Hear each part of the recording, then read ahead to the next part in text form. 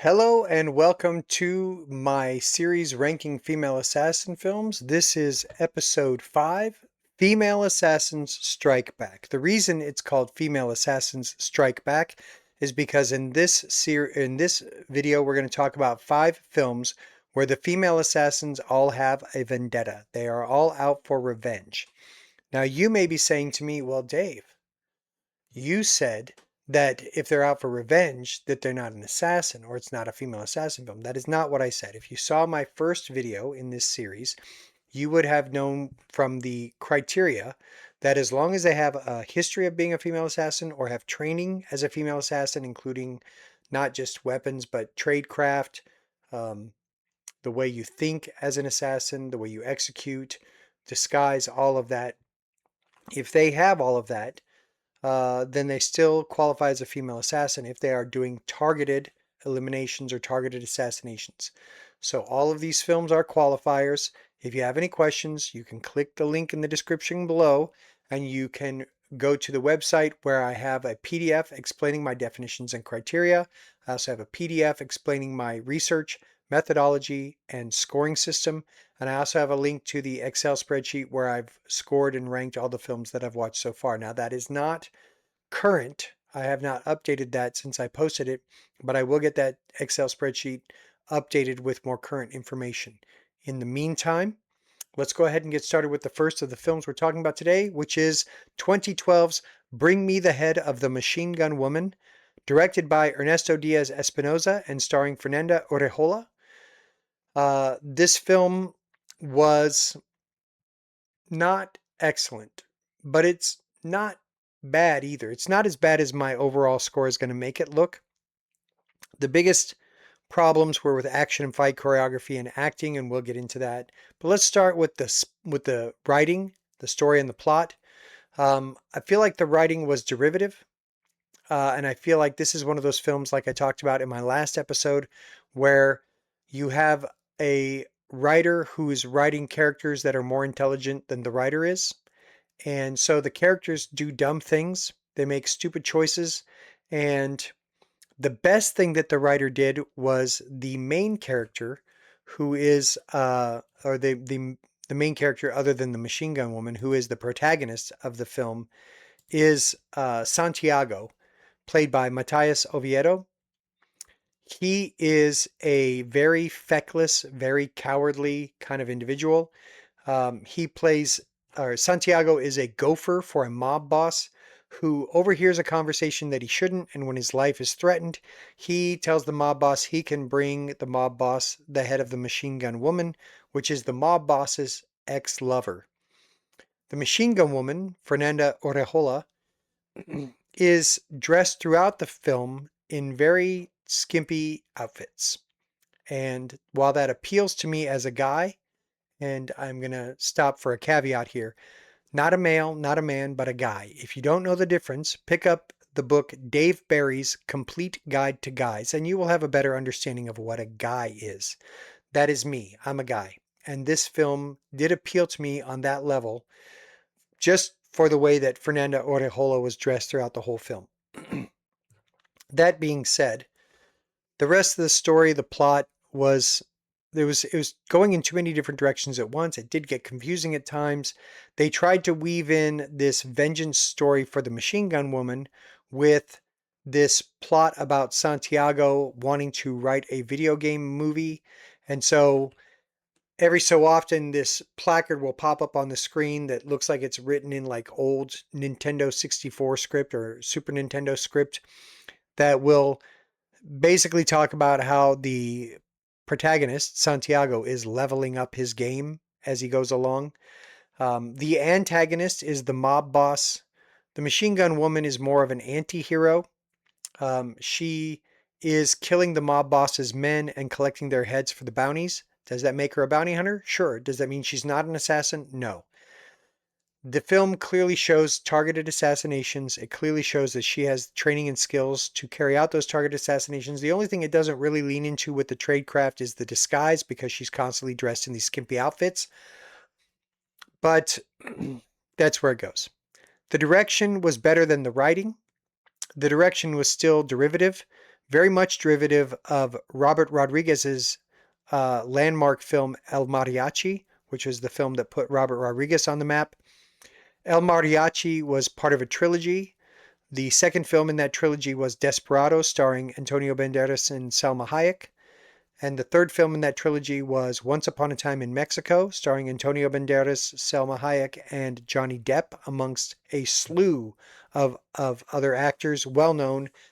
The cast on that film is really good, but we're not here to talk about that film series. I'm simply bringing that up because Ernesto Diaz Espinosa very much had the same visual aesthetic for Bring Me the Head of the Machine Gun Woman that Robert Rodriguez did for El Mariachi. If you haven't seen El Mariachi, you should be ashamed, but, to each their own, I guess. In the meantime, my point about the film direction style being derivative and being confusing at times, I put as much on the director as I do on the writer in terms of conveying that. The action and fight choreography is where it really falls down. Action and fight choreography, I gave it a 3.7. There are some scenes that look like they were trying to recall Arnold Schwarzenegger's film Commando, or any of the Sergio Leone spaghetti westerns, or any of the old Chuck Norris missing in action movies, instead of leaning more into a more modern aesthetic. At least they didn't try to copy John Wick. I will say that. But still, the action and fight choreography was not good. It could have been so much better. It was very stylized, and in that sense, I felt like um, they they did a lot that was could have been done much better. There was a lot of quick cut edits in the action, which is something that uh, fight choreographers and directors will work together on to make a film look like it's got really good action when it actually doesn't. If you don't know what quick cut edits is, you can look it up, or I can just try to explain to you. It's like somebody throws a punch and then there's a cut, and the next scene somebody's flipping somebody over, and then there's a cut, and the next scene somebody's kicking somebody while they're down, and then there's a cut. And so when you start to see that and you start to pay attention to it, some people can do that really well and it still looks very fluid. It still flows and keeps the pacing of the film. But when it's done poorly, it's very noticeable, and what it means is they didn't put more effort into better choreography and doing longer takes. If you want to know what I'm talking about, see the movie The Raid Redemption, or see the first season of Daredevil, not Daredevil Born Again, but Daredevil, starring Charlie Cox and Vincent D'Onofrio.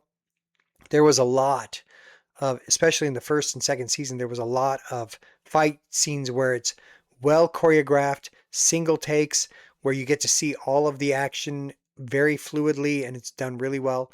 Now, I'm not comparing this movie to those works of art, but I am comparing it to other female assassin films, and there are higher rated female assassin films that have much better fight choreography that do that. They have long continuous takes with very well choreographed fight scenes, and it's incredible when it's done well.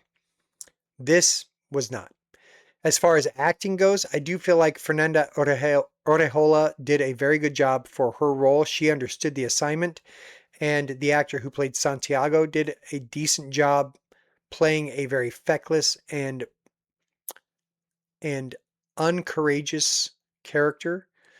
But the rest of the cast, and when I'm ranking acting, I'm ranking it for the whole cast. The rest of the cast, most of them played it really over the top and very cheesy, and it just comes off as cringe, and it brings the whole film down. So for action and fight choreography, I gave it a 3.7. For acting, I gave it a 3.7. So the average of the four scores that I just told you, the overall is 4.3.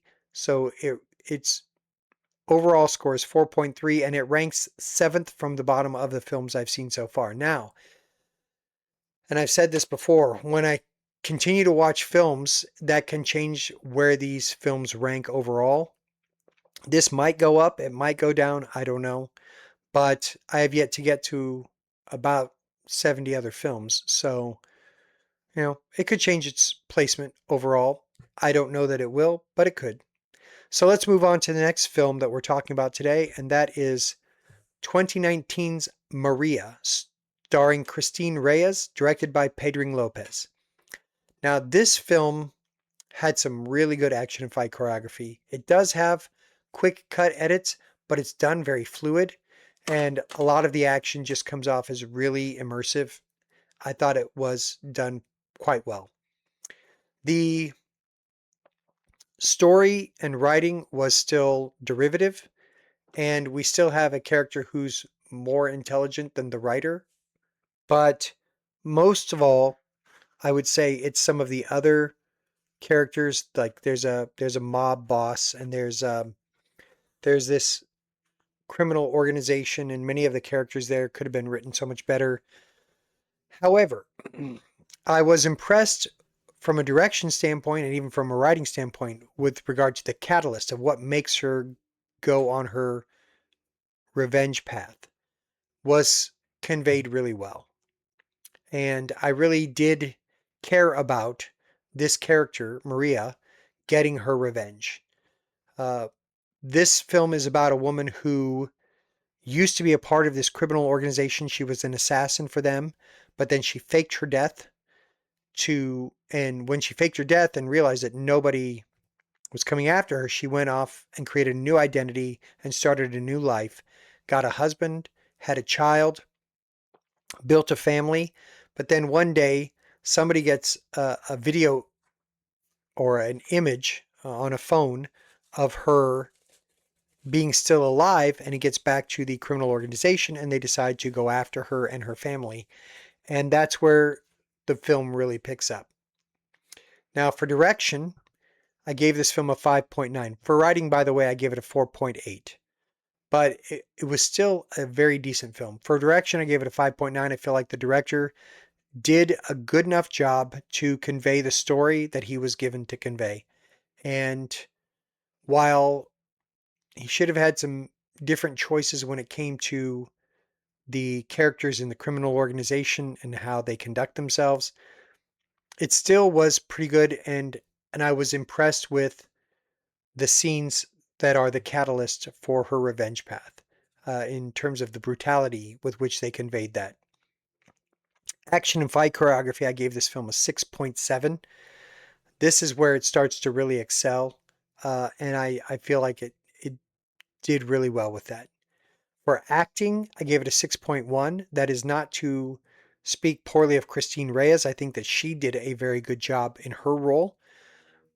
I just feel like the supporting cast, especially members of the criminal organization, could have done a much better job than they did, and they brought her score down. So acting gets a 6.1. So we got 4.8 for writing, 5.9 for direction, 6.7 for action and fight choreography, and 6.1 for acting. That gives us an average of 5.9. So the overall score for Maria is 5.9. It's not above a 6, but I'd say anything above a 5.5 I'd be willing to recommend if I thought well enough of it. And this is a film where I thought I would recommend this film. If you like female assassin films, if you're into foreign films, and if you're into this style of action in a movie, I would say definitely check it out. It's worth it. I thought it was worth it. Let's move on to the next film on the list. The middle of this list out of the 5 that we're ranking today is 2020's The Rhythm Section, directed by Reed Morano and starring Blake Lively, as well as Jude Law and Sterling K. Brown. I'm going to get to the actors in a second, but let's start off with the story. By the way, I thought this film was much better than a lot of things I've read from critics and people online, but I do feel like the people online and the critics, especially the critics, are comparing the movie to the source material, which is a novel or a book. And I'm not doing that. I'm comparing this to other female assassin films. I don't I didn't read the book. I don't care about the book. I care about this movie. I enjoyed this movie enough to say that I would watch it again and I would recommend it. It does drag at points, and it's more on the writer than on the director where it drags, because it's coming off as kind of trying to be a slow burn, but where it drags, it also has other parts where it elevates the film, especially when she's going through her training. So Blake Lively plays a woman who wants revenge against the terrorists who killed her family, her parents, and I believe her brother or her husband. I can't remember. Um, but she wants revenge. And so she seeks out a an MI6 agent who is gone rogue or whatever. That is Jude Law's character, to train her to become an assassin so she can hunt down and kill the terrorists who killed her family.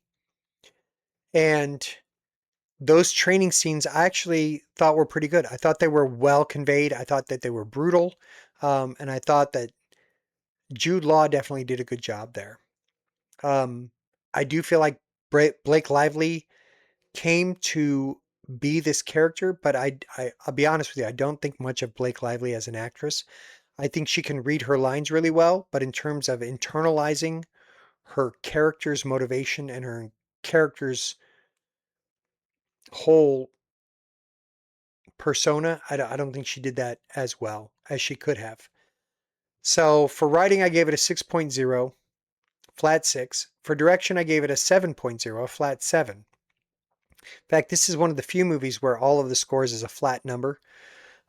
Direction, I think, elevated it as much as it could in terms of being willing to show the brutality of her training and willing to show her execution of her agenda. However, for action and fight choreography, we're coming back to my complaint about quick cut edits in the action. And I feel like that really dragged it down. So I gave it a 6 for that, a 6.0 again. This for action and fight choreography could have been much better. For acting, despite the fact that Sterling K. Brown is in this, and I just can't take my eyes off the screen whenever he shows up because his performances are always, always top notch. He is an incredible actor, and I can't think of anything I've seen him in that I hate. Uh, I don't hate this movie either. I think that this movie is worth a watch for sure.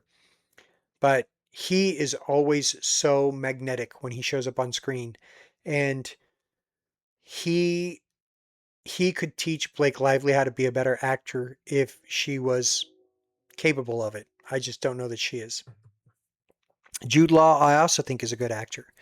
However, all of the rest of the supporting cast could have been better and could have done a much better job. And that's another part where I feel the film fell down. So for acting, I gave it a solid 6, 6.0. So we have a 6 for writing, for action and fight choreography, and for acting. We have a 7 for direction. The overall score is 6.3. Again, I don't think this is a bad film. I enjoyed it. I thought it was definitely better than the reviews that I've read, and I would recommend it to anyone. Moving on to the next film in this series, we're going to look at one of my favorite actresses, but that's not going to color my ranking on this film, is Maggie Q. She's one of my favorite actresses, mostly because I think she's exotically beautiful. And she does do a pretty good job in most of the things I've seen her in. She was in Live Free or Die Hard or Die Hard 4 with Bruce Willis and Tony Oliphant. I'm sorry, Oliphant.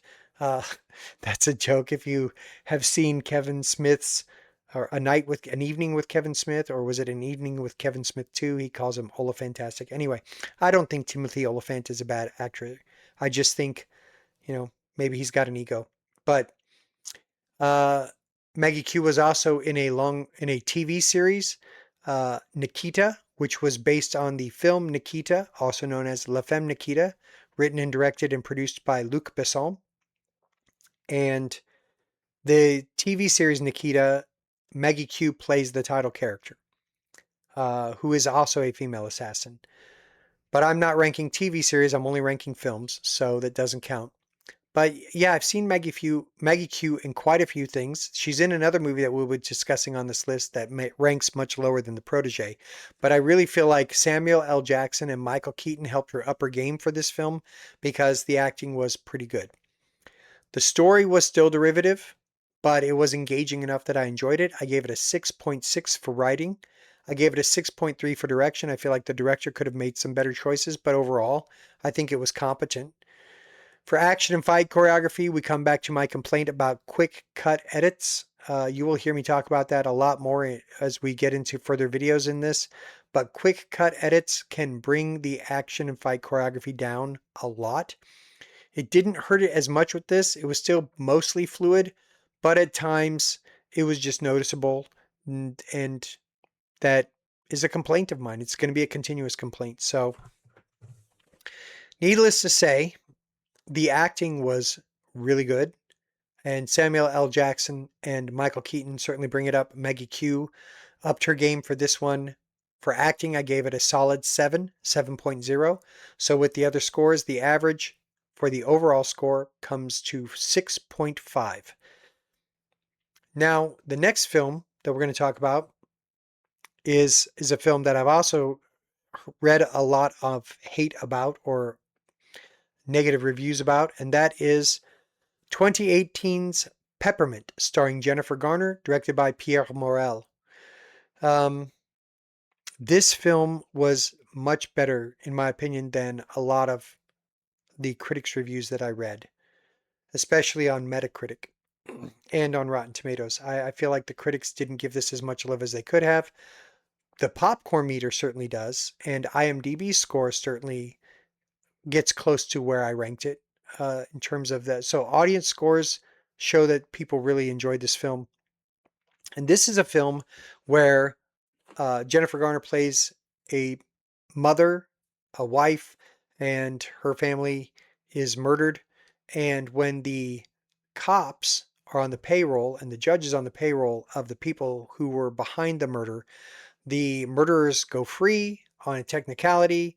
The mother doesn't feel like justice is done, so she, Jennifer Garner, takes off for 5 years and goes and gets assassination training, weapons training, tradecraft training, close quarter combat training, all sorts of skills, and comes back 5 years later to carry out her hit list.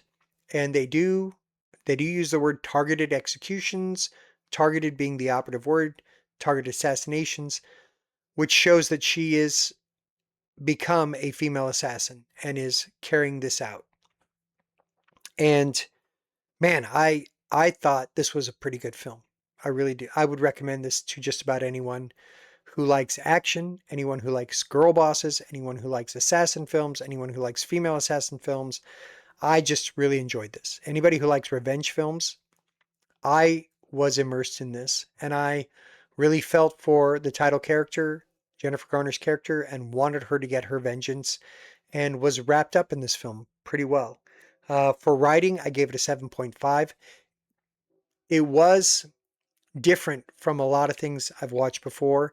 I do not feel that the screenwriter was less intelligent than the characters that they were writing, and I feel like that gets conveyed really well. Direction could have been better. It's a 7.3 for direction. That doesn't mean it was bad. It just could have been better and not as good as some of the other films that I will be talking about in future episodes. For action and fight choreography, we come back to my main complaint about quick cut edits. It gets a 6.8, which for comparison to another film that I ranked on this list in this video today, Maria, got a 6.7. And that was second from the bottom of today's list. Peppermint is at the top at a 6.8 for action and fight choreography. It could have been done better. It just, quick cut edits really tend to bring immersiveness down with action. But for acting, I gave it a 7.3. Jennifer Garner is on her A game. The other actors in the film are just as good. So the overall score is a 7.2, and that ranks at the top of today's list.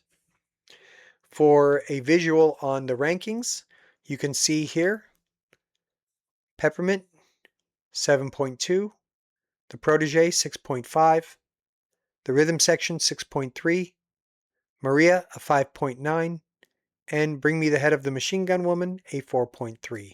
If you want to see where that looks on the overall list, remember the first line is the film title, so we have to scroll down a bit here. So Peppermint would actually be 19 minus 1 is an 18. So it's ranked 18th. So it's in my top 20, Whereas The Protege is in my top 30, which out of 51 films, that's not great. But at 26, The Protege still is in the top 30, as is The Rhythm Section, right at 30, with its score of 6.3. Then we come to Maria with a 5.9. And then Bring Me the Head of the Machine Gun Woman is seventh from the bottom, right there, 4.3. So that is my rankings for all of today's films that we're talking about. I do hope you enjoyed that. If you have any questions, please leave a comment. Please leave a like. I'm not going to ask you to subscribe, but if you want to continue to see more videos in this series, that might help you. And ring the notification bell. That would be good. If you don't want to, that's okay too. I'm not going to pander to you. One of the things I do want to talk about is this. I am currently not receiving any sort of sponsorship or have any paid advertisements, and I won't. Because if I'm getting paid to tell you my opinions, then that means my opinions can be influenced, and I'm just not going to do that. Credibility is essential for this video series and for the rankings of the films on this series. And I want you to know, like, if I talk about a product or if I talk about something, I'm not getting paid to talk about it. It's something I genuinely use every day, or at least I use regularly. And so if I bring up a product, just know that I'm not receiving money for that. Credibility for this list and for this video series is very important to me. And I do hope you enjoyed this. I haven't decided what I'm going to do for my next video. I haven't decided if I'm going to keep the Star Wars aesthetic. I think I will, for episode 6, but I don't know if I will for episodes 7 through 9, just because, if I'm being quite honest, I'm not as big of a fan of the sequel trilogy, and I have my reasons for that. If you want to know my reasons, leave a comment, ask a question. If you have complaints about me personally, if you want to make an ad hominem attack, by the way, an ad hominem attack is an attack on my character. As long as you have some justification for it, I'll entertain it. But if you're just going to make a blatant ad hominem attack without any criteria or justification for it, I probably will just delete it. If you want to attack this video and you have some justification for it, I'll respond. If you enjoy it, I really hope you did. In the meantime, I will see you in the next video. You have a wonderful evening and take care of yourself.